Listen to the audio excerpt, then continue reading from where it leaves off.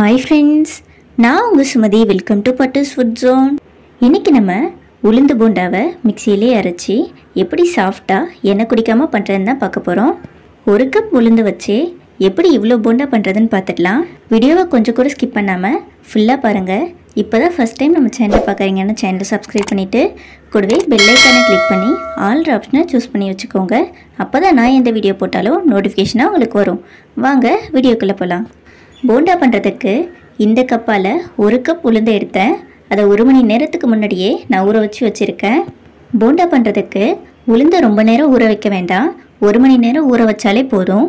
பாருங்கள், 1 மணி நேரத்துலேயே உளுந்து எந்தளவுக்கு நல்லா ஊறி வந்திருக்கு. இதில் இருக்க எக்ஸ்ட்ரா தண்ணியை ஃபுல்லாக இப்போ வடித்து எடுத்துகிட்டு வந்துடலாம். கொஞ்சம் கூட தண்ணி இருக்கக்கூடாது. இந்த உளுந்தை மொத்தமாக சேர்க்காம பாதி பாதியாக மிக்ஸி ஜாரில் சேர்த்துட்டு அரைச்சிக்கலாம். ரொம்ப தண்ணி சேர்த்து அரைச்சிடாதீங்க. 1/4 டம்ளர் தண்ணி கரெக்டாக இருக்கும். அதுக்கு மேலே எக்ஸ்ட்ரா சேர்த்து அரைக்க வேண்டாம். பாருங்கள், நான் ஊற வச்ச மொத்த உளுந்தையும் அரைச்சி எடுத்துகிட்டு வந்துட்டேன். மாவை எடுத்து ஊற்றும்போது இந்தளவுக்கு கெட்டியாக இருக்கணும்.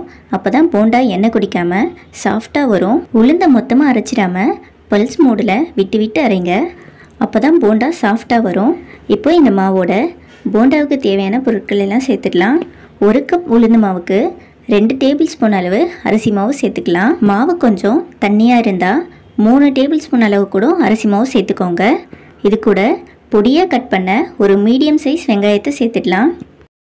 இதில் 2 பச்சை மிளகாவை பொடியாக கட் பண்ணி சேர்த்துக்கலாம். நம்ம ஆல்ரெடி பச்சை மிளகாய் சேர்த்துருக்கிறதுனால 1 ஸ்பூன் அளவு மட்டும் மிளகு சேர்த்துக்கலாம்.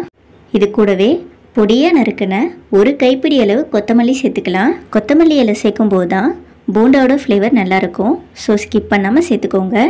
இதுக்கு தேவையான அளவு உப்பு சேர்த்துடலாம். நான் இன்றைக்கி 1/4 ஸ்பூன் அளவு உப்பு சேர்க்குறேன். கூடவே 1 பிஞ்ச் அளவு பெருங்காயத்தூள் சேர்த்துக்கலாம். உளுந்து போண்டான்றதுனால பெருங்காயத்தூளை ஸ்கிப் பண்ணாமல் சேர்த்துக்கோங்க.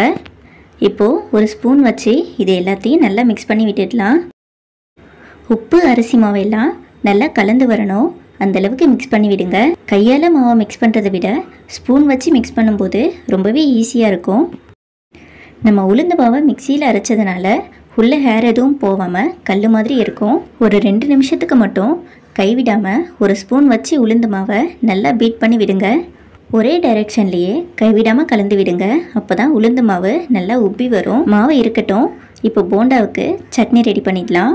மிக்ஸி ஜாரில் 1/4 கப் அளவு பொடியாக கட் பண்ண தேங்காய் சேர்த்துடலாம்.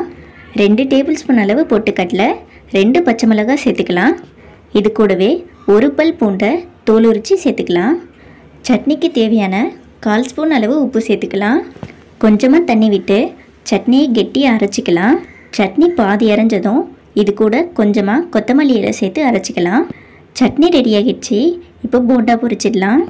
பாருங்கள், மாவு நல்லா உப்பி வந்திருக்கு. எடுத்து ஊற்றும் போது இந்தளவுக்கு கெட்டியாக இருக்கணும். போண்டா பொரிக்கிறதுக்கு தேவையான அளவு எண்ணெய் சேர்த்துட்டு எண்ணெய் நல்லா சூடானதும் கையில் கொஞ்சமாக தண்ணி நினச்சி இது போல் மாவு எடுத்து கொஞ்சம் கொஞ்சமாக கிள்ளி விடுங்க. நான் இன்றைக்கி மினி போண்டா தான் ரெடி பண்ணுறேன். அதனால் மாவை கொஞ்சம் கொஞ்சமாக சேர்க்குறேன். நீங்கள் போண்டாவை பெருசாக போடணுன்னா மாவு கொஞ்சம் பெருசாக எடுத்து கிள்ளி விடுங்க. அடுப்பை மீடியம் ஃப்ளேம்லேயே வச்சு போண்டாவை பொரிச்சிக்கலாம். ஹை ஃப்ளேமில் வச்சிட்டிங்கன்னா டக்குன்னு கலர் மாதிரி உள்ளே வேகாமலே இருக்கும். 2லேருந்து 3 நிமிஷத்துக்குள்ளவே போண்டா நல்லா வெந்து பொன்னிறமாக இந்த மாதிரி வந்துடும். போண்டா நல்லா பொன்னிறமாக செவந்து பொரிஞ்சு வந்ததும் எண்ணெயை ஃபுல்லாக வடிச்சிட்டு நம்ம போண்டாவை வெளியே எடுத்துடலாம். இது போல் வடிகரண்டி இல்லைன்னா போண்டாவை எடுத்துகிட்டு ஒரு நியூஸ் பேப்பர் இல்லை டிஷ்யூ பேப்பரில் போட்டு வைங்க. எண்ணெய் ஃபுல்லாக ஃபில்டர் ஆகிடும். இதே போல் மீதி இருக்க மாவில் எல்லாம் போண்டா ரெடி பண்ணிடலாம். சுட சுட சூப்பராக போண்டா ரெடி ஆகிடுச்சு. பாருங்கள், நம்ம 1 கப் உளுந்து தான் எடுத்தோம். எவ்வளோ போண்டா நமக்கு கிடைச்சிருக்கு. எல்லா போண்டாவுமே வெளியே கிறிஸ்பியாக உள்ளே சாஃப்டாக சூப்பராக வந்திருக்கு. நான் சொன்ன அளவுகளோட கண்டிப்பாக நீங்களும் வீட்டில் ட்ரை பண்ணி பாருங்கள். இந்த ரெசிபி உங்களுக்கு பிடிச்சிருந்தா உங்கள் ஃப்ரெண்ட்ஸ் அண்ட் ஃபேமிலிக்கும் இந்த வீடியோவை ஷேர் பண்ணி விடுங்க. போண்டாவை ஓப்பன் பண்ணி காட்டுறேன். எப்படி இருக்குன்னு பாருங்கள். வெளியே நல்லா கிறிஸ்பியாக உள்ளே சாஃப்டாக சூப்பராக வந்திருக்கு. இதை நம்ம மிக்சியில் அரைச்சி செஞ்ச போண்டான்னா யாருமே நம்ப மாட்டாங்க. அந்தளவுக்கு சூப்பராக இருக்குது. நான் சொன்ன அளவுகளோட நீங்களும் இந்த ரெசிபியை ட்ரை பண்ணி பாருங்கள். வீடியோ பிடிச்சிருந்தா லைக் பண்ணிவிட்டு மறக்காமல் நம்ம சேனலை சப்ஸ்கிரைப் பண்ணி வச்சுக்கோங்க. நாளைக்கு இதே போல் இன்னொரு டிஃப்ரெண்ட்டான வீடியோவோட நான் உங்களை மீட் பண்ணுறேன். பாய்.